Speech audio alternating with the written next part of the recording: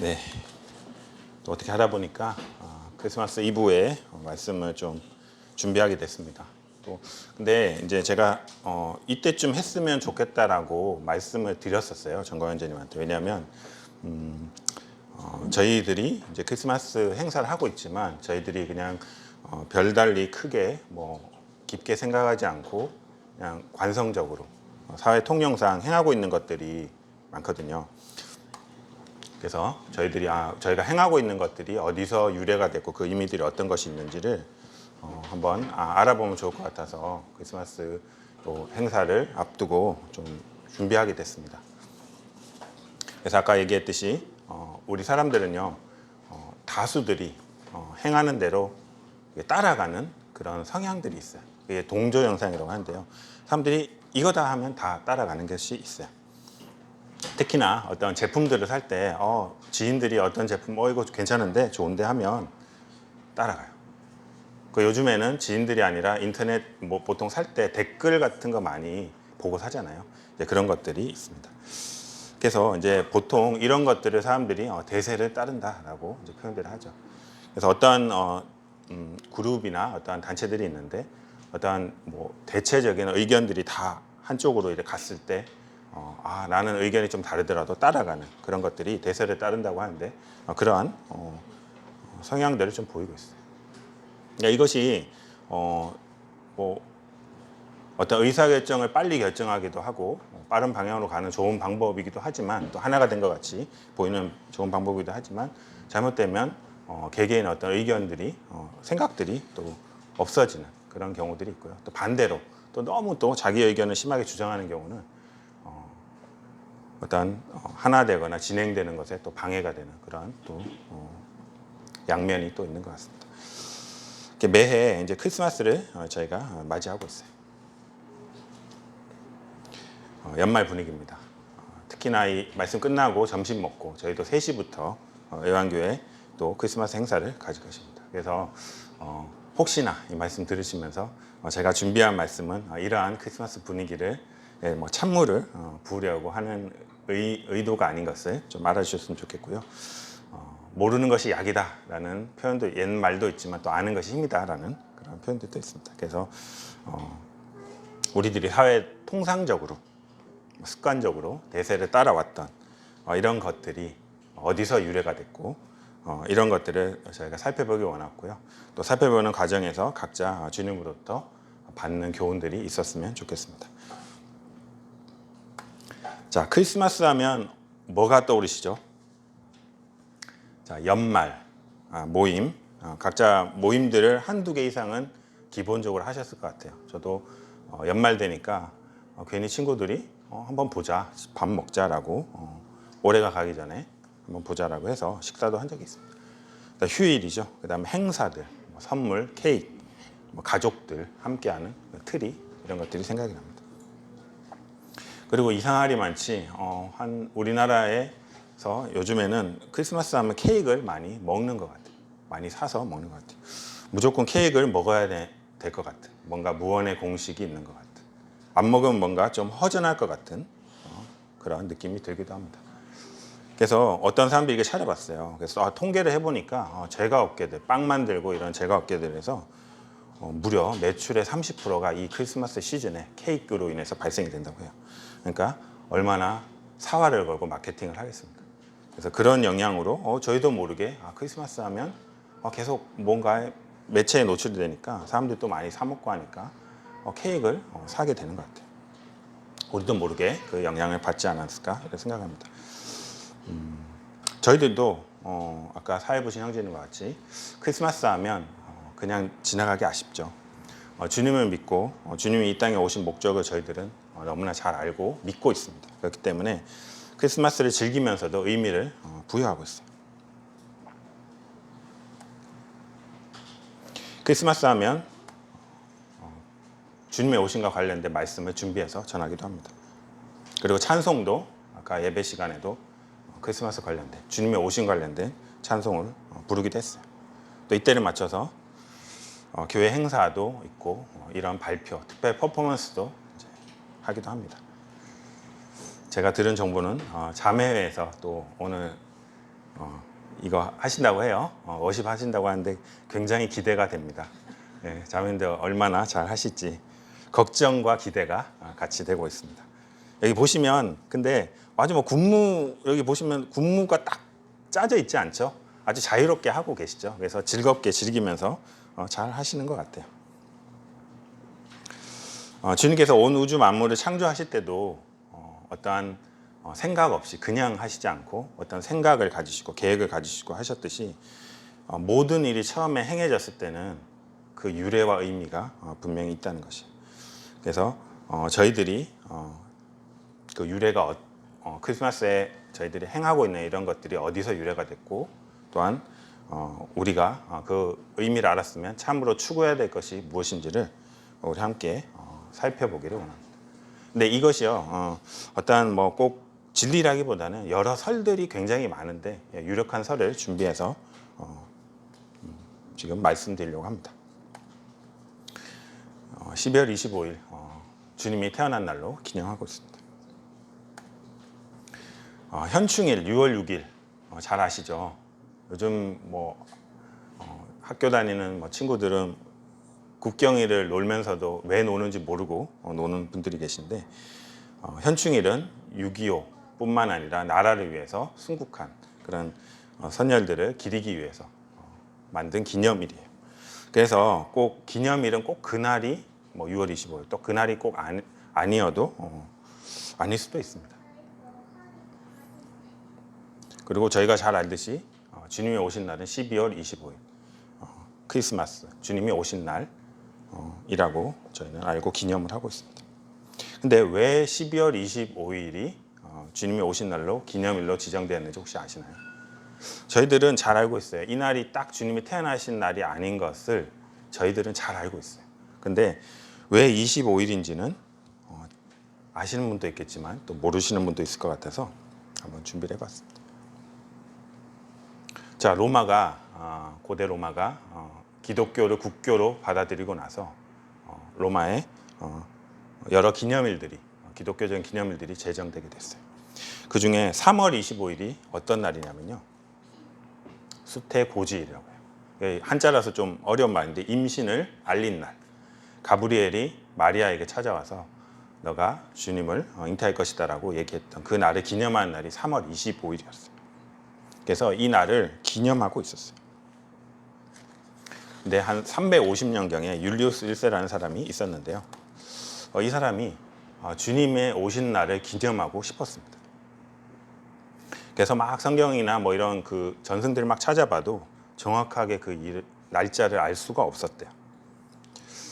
그래서 이분은 어떻게 지금 생각을 했냐면 3월 25일 날 임신을 한 걸로 가정을 하고 사람이 보통 임신을 하는 기간이 9달에서 10달이 됐다고 해요. 그래서 이걸 더해봤다고 합니다. 9달, 10달. 그랬더니 12월 25일, 1월 25일이 나왔대요. 두 날이 나왔다고 합니다. 9달이면 12월 25일, 10달이면 1월 25일. 그래서 이때 중에 그러면 1월 25일이냐 12월 25일이냐라고 했을 때 왜 12월 25일로 정하게 됐냐면 또 마침 1월 6일이 동방박사의 날로 기념이 되고 있었대요. 이 당시에. 동방박사의 날이 뭐죠? 주님, 이 땅에 왕으로 오신 주님을 기념하기 위해서 축하하기 위해서 동방에서 박사들이 와서 주님께 예물을 바쳤던 그 날이잖아요. 그래서 그 날을 기념하는 날이 1월 6일 동방박사의 날이었기 때문에 12월 25일로 정했다고 해요. 자, 1월 25일로 정하면 뭔가 좀 꼬이죠. 기념일끼리 좀 꼬이죠. 주님이 태어나시도 않았는데 동방박사가 와서 뭔가 경배드렸다. 뭔가 안 맞으니까. 그래서 12월 25일로 정했다고 합니다. 근데 또 이런 얘기도 있어요. 왜 12월 25일이냐 했을 때 고대 로마인들은 태양신 미트라를 숭배하고 있었대요. 고대 로마인들은. 그 숭배하는 그 기념일이 12월 25일이었다고 해요. 그래서 우리가 주님 믿기로 했으니까 12월 25일을 주님 오신 날로 정하면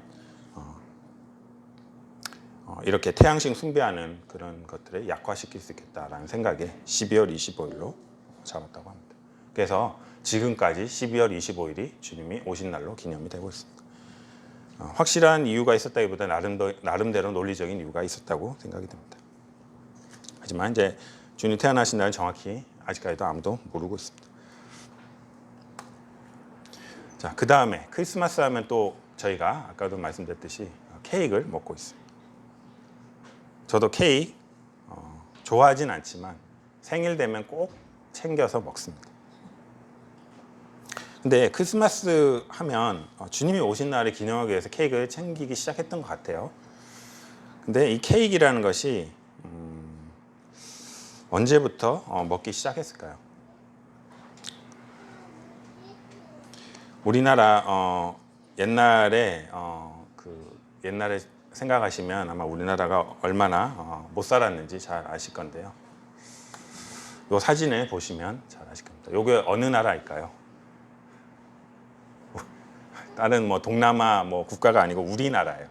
우리나라 100년도 채 안 된 1950년도, 60년도 그런 모습이에요. 예. 아마 저의 부모님 세대로 생각됩니다. 이때 먹을 것이 없어서 다 이렇게 뭐 그릇 다 들고 나와서 뭐 해외 자선 단체들이 오면 음식 나눠주면 받아서 그 먹고 이렇게 사셨대요. 옛날에 그렇게 못 살았다고 합니다. 그러니까 저는 1980년대 79년 태어났지만 80년대 이런 시절을 맞이했던 것 같은데 저 때는 요 때보다는 좀 나았던 것 같아요. 근데 저 때는 이 정도로 나와서 뭐 음식을 구걸하고 이런 세대까지는 아니지만 부잣집에 이제 놀러를 가게 되면 부잣집에 책들이나 장난감들이 막 있었던 기억들이 있습니다. 지금은 아이들 있는 집은 어련히 반드시 책들이 있고 장난감 그런 그 정리함 같은 것들이 다 있잖아요. 근데 제가 한 10살쯤 됐을 때 1, 2학년 때는 부잣집만 책이 있었고 장난감이 있었어요. 그래서 학교 끝나면 맨날 놀러 갔던 기억들이 있습니다. 그 친구 집이 아직도 기억이 나는 게 아버지가 사업을 했어요. 그래서 자동차가 있었습니다. 자동차 하면 옛날에 그 부의 상징이 바로 각 그랜저 있잖아요. 옛날에 처음에 나왔던 그랜저 그런 것들을 이제 하고 있습니다. 그래서 이때 굉장히 못 살았죠. 그다음에 이제 초코파이입니다. 초코파이.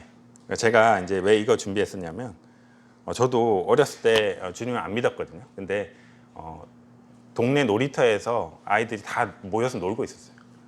뭐 학원도 없었고 그때는 뭐 진짜 부자 뭐 집에나 학원 다니고 다 놀이터에 학교 끝나면 다 모여서 놀고 있는데 교회에서 나와서 초코파이 하나 줄 테니까 교회 와서 말씀 들으라고 하면 다 따라갔습니다. 그래서 크리스마스쯤 되면 초코파이 하나 제가 제 기억에 초코파이와 뭐 무슨 우유 같은 무슨 뭐 분말 우유 같은 걸 하나 들고 1시간 동안 말씀 들은 기억이 납니다. 근데 솔직히 말씀의 내용은 하나도 기억이 안 나요. 근데 들었다, 먹었다라는 기억 정도 있습니다. 오늘 이렇게 못 살았는데 요즘은 어떻죠? 요즘은 제과점에 케이크가 없어서 예약하지 않으면 못 사는 그런 상황입니다. 그래서 대량 주문하기도 하죠. 근데 우리들이 이제 케이크를 먹는데 제가 늘 하던 너무 당연하게 하던 행위들이 있어요. 우리가 케이크 먹을 때 저희 어떻게 하죠? 그냥 케이크 사서 그냥 먹나요? 생일일 때 누가 케이크 사서 그냥 먹지 않고 반드시 촛불을 붙이고요. 그 초를 꽂고 불을 붙인 다음에 노래를 부르고 생일 당사자가 초를 불어서 끄고 그다음에 뭐 소원 빌라고 합니다. 요거는 세계 공통적으로 하는 거래요.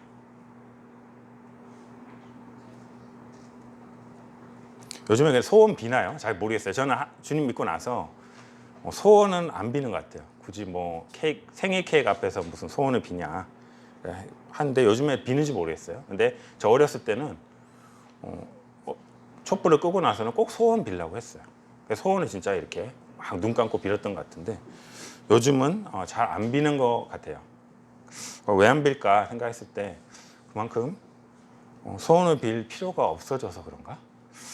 그만큼 부유해져서 소원 빌 필요 없이 그냥 돈으로 사면 돼서 그런 건지 아니면 아예 꿈이 없어서 그런 건지 잘 모르겠지만 이렇게 소원을 빌었습니다.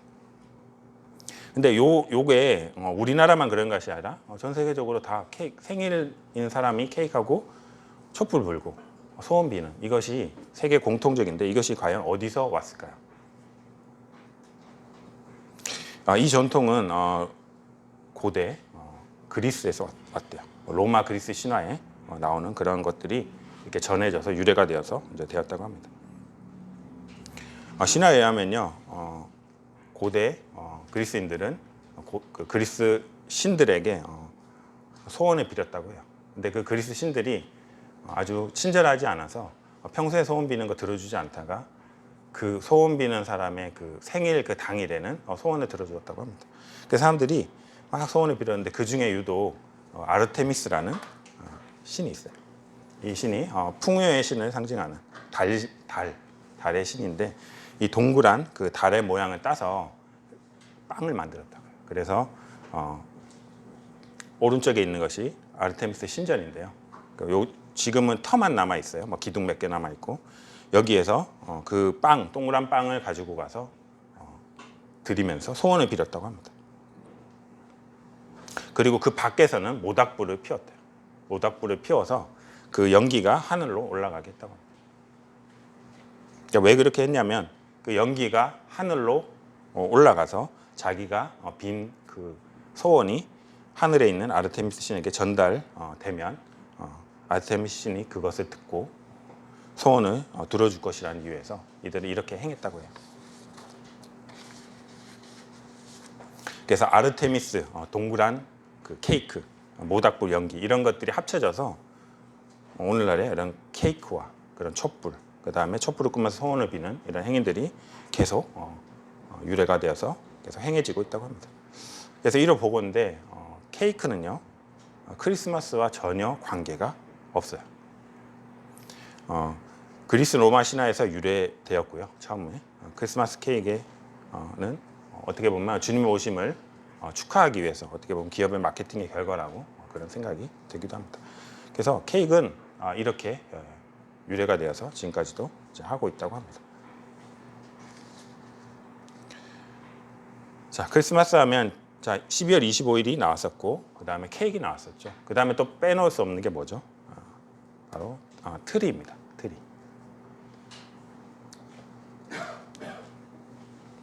크리스마스가 가깝다고 하면 또 언제 그걸 느끼나요? 아까 사회보신 형제님은 라디오, 저도 라디오 많이 듣는데요. 운전을 저도 많이 하기 때문에 크리스마스에 대해서 얘기들이 많이 나온다고 하죠. 근데 제가 어렸을 때는 캐롤을 듣고 크리스마스 가까운 것을 많이 알게 됐어요.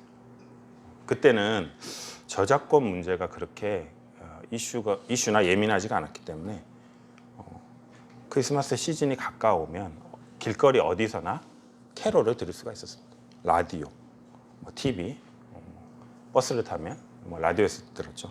그 다음에 또 하나 길거리에서 불법 리어카, 요 테이프 팔았습니다. 예. 저도 요 테이프 세대예요. 요거 정품보다 한 3분의 1 가격에 노래는 더 많이 들어있었습니다. 그래서 굉장히 좋아했습니다. 그래서 이 번화가 가면 있었어요. 항상 있었어요.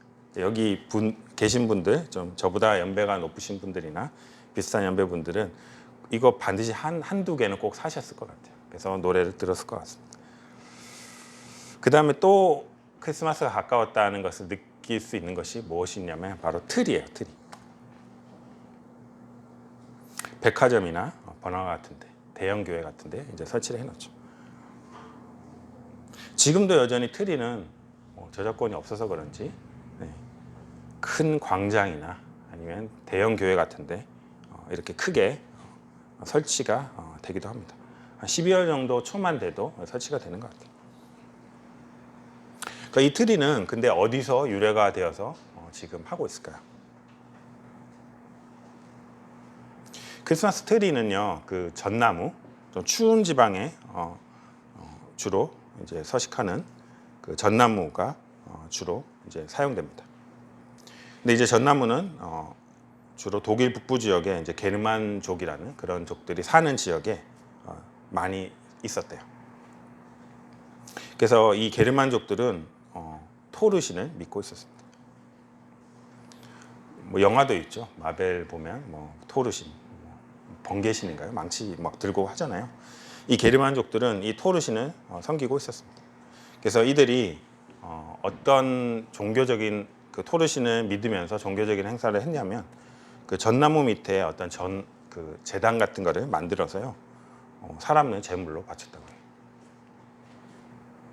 보통 뭐 포로들이나 전쟁 포로들이나 노예들 가지고 이제 했다고 합니다.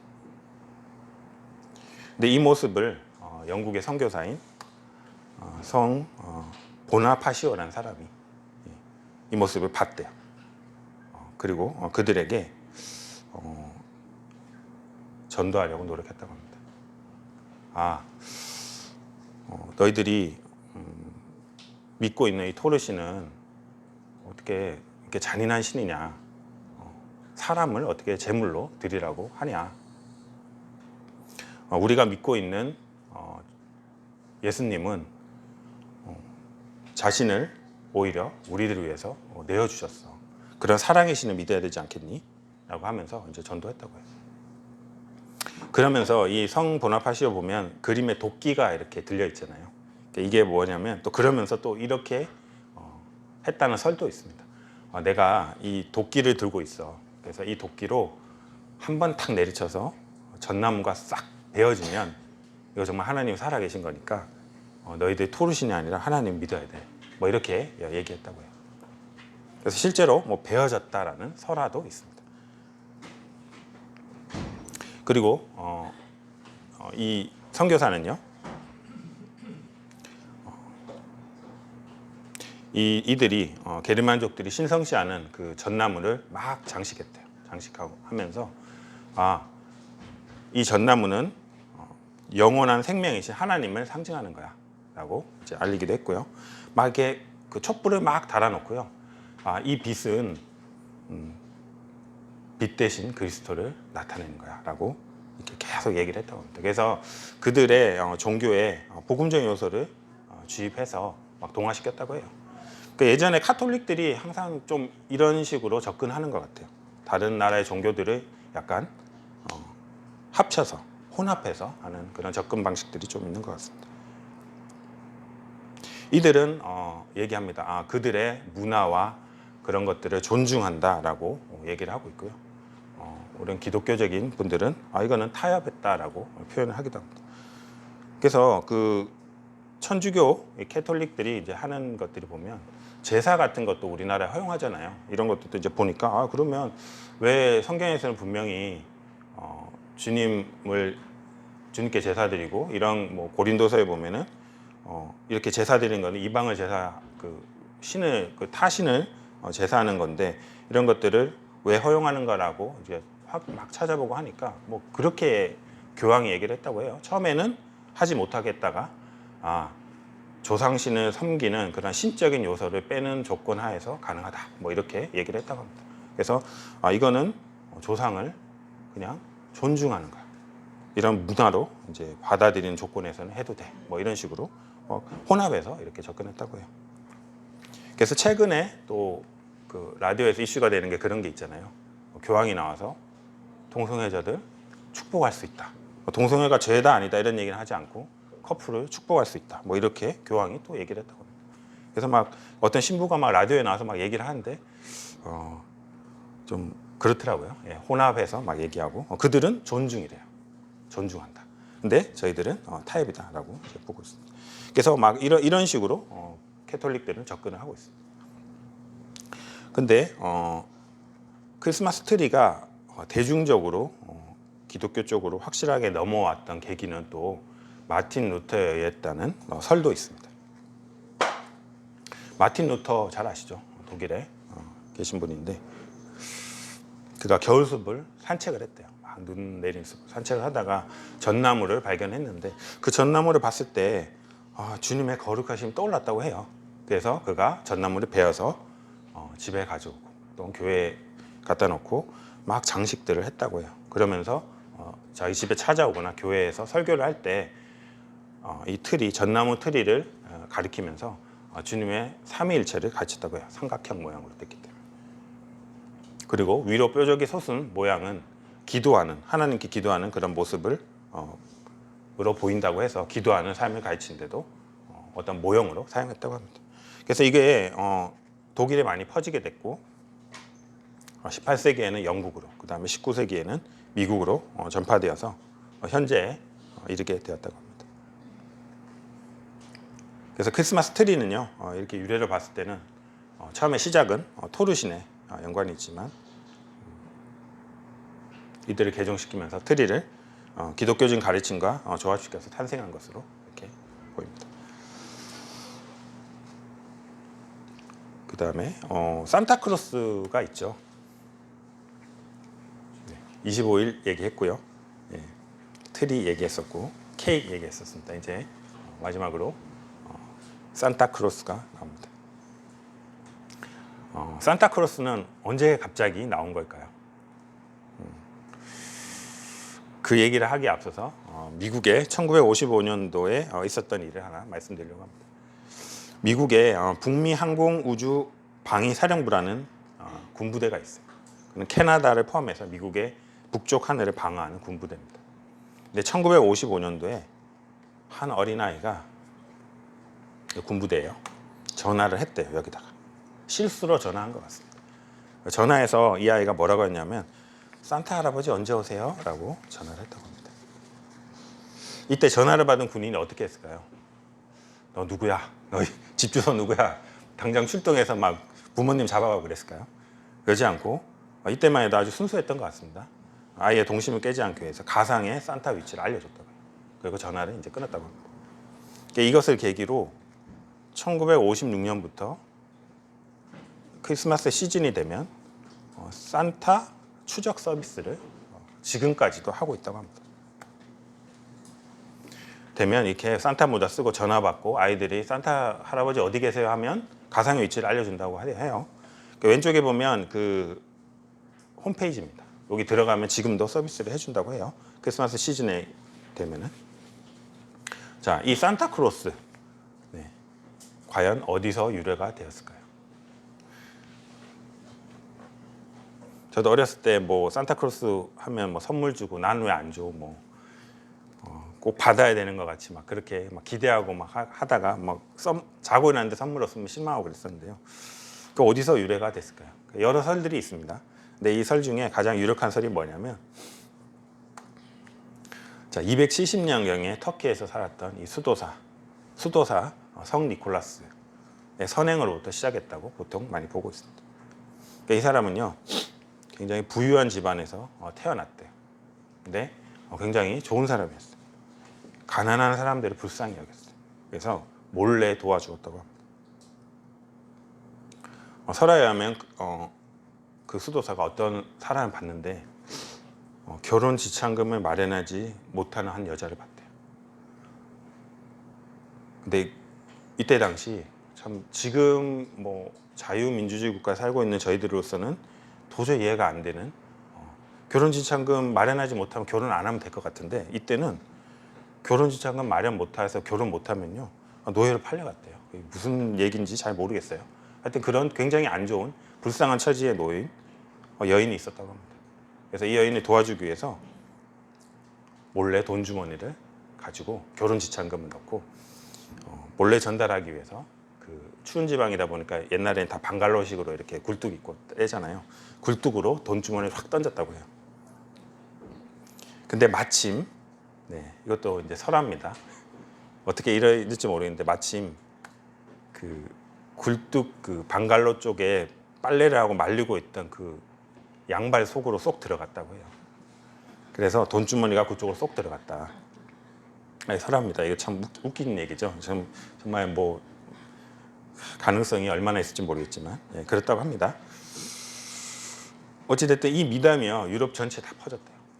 퍼져가지고 유럽에서 이러한 것들을 많이 행했다고 합니다. 특히 네덜란드에서는 지금도 12월 5일이 성 니콜라스 축일로 정해져서 이런 행사들을 하고 있다고 합니다. 근데 이 산타클로스가 저희가 처음에 봤을 때는 예수님의 탄생을 기념하고 축하하기 위해서 사람들에게 선물을 주는 걸로 생각했잖아요. 근데 이 시작은요, 이 유래의 시작은 그게 아니었고요. 가난한 자들을 위해서 선물을 나눠주는 이것이 처음에 시작이었다고 해요. 유래였다고 해요. 그래서 이 12월 5일 성 니콜라스 축일에 사람들이 가난한 아이들에게 선물을 주었다고 합니다. 현재까지도 이어지고 있대요. 그래서 선물 받은 아이들이 이 선물 누가 주시는 거예요? 라고 얘기하면 사람들이 그렇다고요. 성 니콜라스 아저씨가 준 거야 라고 얘기를 했다고 해요. 근데 이 성 니콜라스가 네덜란드 발음으로 신타클라스라고 합니다. 그냥 그렇대요. 예, 신타클라스래요. 예, 그래서 이게 막 선행이 막 그 유럽에 퍼졌다가 또 미국까지 이제 전달이 됐는데 미국에서는 이 신타클라스가 발음이 산타클로스로 바뀌었다고 합니다. 그래서 막 산타클로스 해서 됐다고 하죠.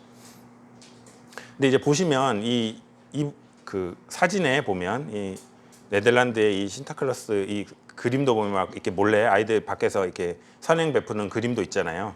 보면 뚱뚱하지 않잖아요. 또 굳이 빨간 옷 입고 뭐 이러지 않잖아요. 근데 저희들이 기억하고 있는 산타의 모습은 이런 모습입니다. 이 왜 이런 모습일까 했을 때 이게 유명 미국의 콜라 회사가 마케팅을 한 결과라고 해요. 이 회사의 어떤 뭐 외국 회사는요 회사마다 컬러를 가지고 있어요. 근데 이 코카콜라 회사는 빨간색 회사 컬러를 갖고 있는데 여기다 이제 탄산 음료잖아요. 딱 땄을 때 거품이 쫙 올라오는 이런 것들을 나타내기 위해서 이런 모습, 그 다음에 콜라를 많이 마셔서 뭔가 뚱뚱해진 비만이 된 그런 산타클로스의 모습을 이렇게 재현을 해서 이런 모습으로 마케팅을 했다고 해요. 이 마케팅이 되게 성공했죠. 그래서 산타클로스 하면 저희는 이 모습을 기억을 하고 있습니다. 저도 어렸을 때 뭐 부츠, 뭐 빨간색 부츠 신고 있고. 그래서 지난번 시간에 제가 미국에 대해 설명을 했을 때 미국은 시작이 근본적인 근본주의적 청교도들에 의해서 시작됐다고 해요. 그래서 크리스마스 행사가 처음에 한 1700년대, 뭐 1800년대 이럴 때만 해도 받아들여지지 않았대요. 오히려 성경에 없는 내용들을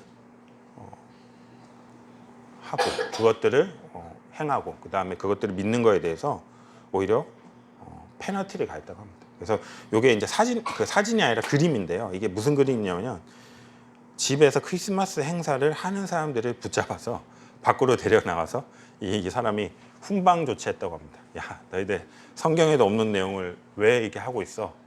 너희들 하면 안 되는 거야? 라고 훈방을 이제 듣고 무슨 뭐 벌로 뭐 이렇게 청소하고 뭐 이랬다고 해요.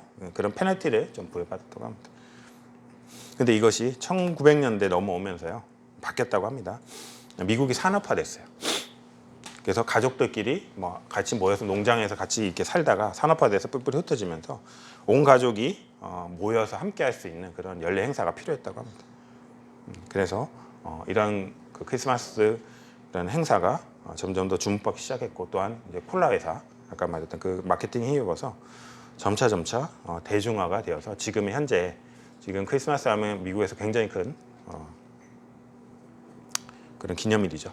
행사도 가족 모여서 함께하는 그런 기념일이 되었다고 합니다. 결국 크리스마스는 이러한 것들이 짬뽕돼서 현재의 모습이 되었다는 것이죠.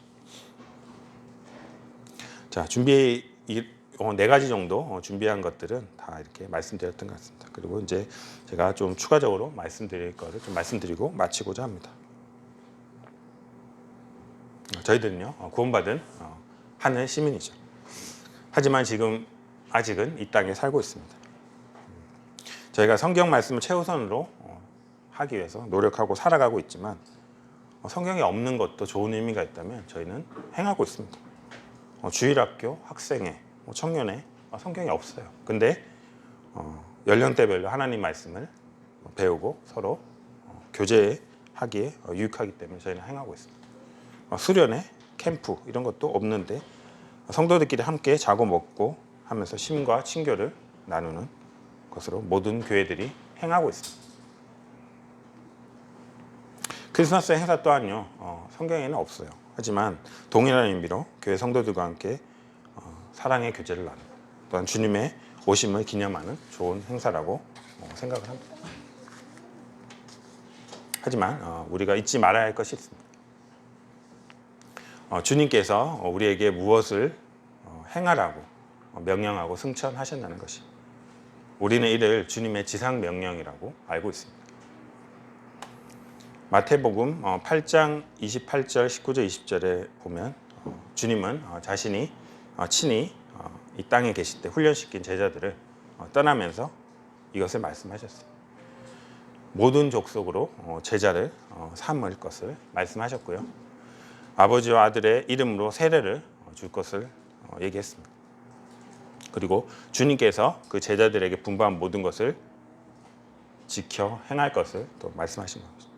그러니까 이것을 요약해 보면요, 전도의 삶을 살 것을 얘기하셨고, 침례, 꼭 주님과 연합된 삶을 얘기하신 거고요. 그 다음에 제자의 삶, 더 나아가서는 주님을 닮은 삶을 살 것을 얘기하신 거죠. 그리고 승천하시기 훨씬 전, 십자가에 달리시기 전에 또 제자들에게 하신 말씀이 또 있어요. 부탁하신 것이 있어요. 만찬 자리에서 주님은 떡과 잔을 행하서 자신을 기념해 달라고 하셨습니다. 이것을 행하여 나를 기념해 달라. 이것을 행하여 마실 때마다 나를 기념해 달라라고 했습니다. 이것을 행하는 것이 뭐냐면 이 떡을 먹고 이 잔을 마시는 것이 주님의 죽으심을 그가 오실 때까지 전하는 것이라고 분명히 말씀하고 있습니다.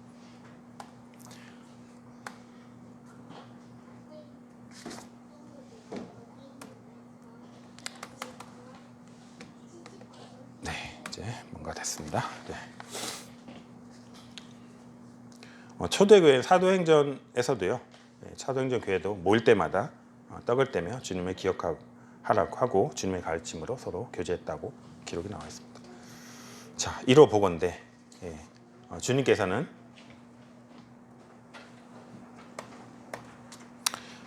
자신의 태어남을 강조하고 기념하라고 하셨다기보다는 오히려 자신의 죽으심을 기억하고 자신의 다시 오심을 기념해달라고 말씀하신 것을 알 수 있어요.